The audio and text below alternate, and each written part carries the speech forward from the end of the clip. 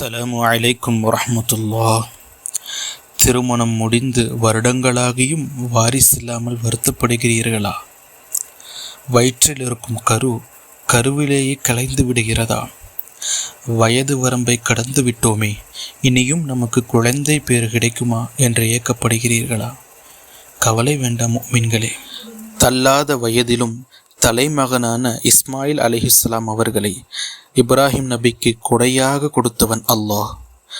மலடியான என் மனைவி எப்படி மகனை பெற்றெடுப்பாள் என்றிருந்த நிலையில் 92 வயதில் முதுமை முடியும் நிலையிலும் முத்தான யஹ்யா நபியை ஜக்கரியா நபிக்கு கொடையாக கொடுத்தவன் அல்லாஹ். அல்லாஹுடைய அருளை விட்டும் நிராசையாக வேண்டாம் முஃமின்களே.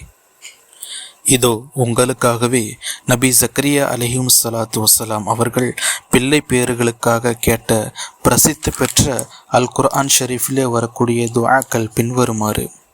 இது போன்ற அமல்கள் சம்பந்தமான தகவல்களுக்கு நமது சேனலை சப்ஸ்கிரைப் செய்து வைத்துக் கொள்ளுங்கள்.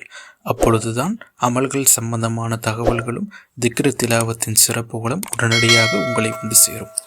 சூரத்துல் அன்பியாவிலே 89வது வசனம், ரப்பி லா ததர்னி ஃபர்தா வ அன்த கைருல் வாரிசியீன் என்ற இந்த துஆவும், சூரத்து ஆல இம்ரானில் 38வது வசனமாக வரக்கூடிய ரப்பி அஹ்பலி மின் லதுன்க துர்ரியத்தன் தொய்யிபத்தன் இன்னக சமீஉத் துஆ என்ற இந்த வசனமும் அதிகமாக ஓதி வாருங்கள்.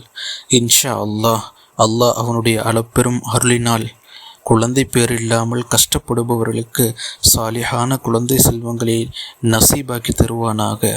ஆமீன் ஆமீன் யா ரப்பல் ஆலமீன். இந்த காணொளியை உங்கள் நண்பர்களுக்கும் பகிர்ந்தளியுங்கள்.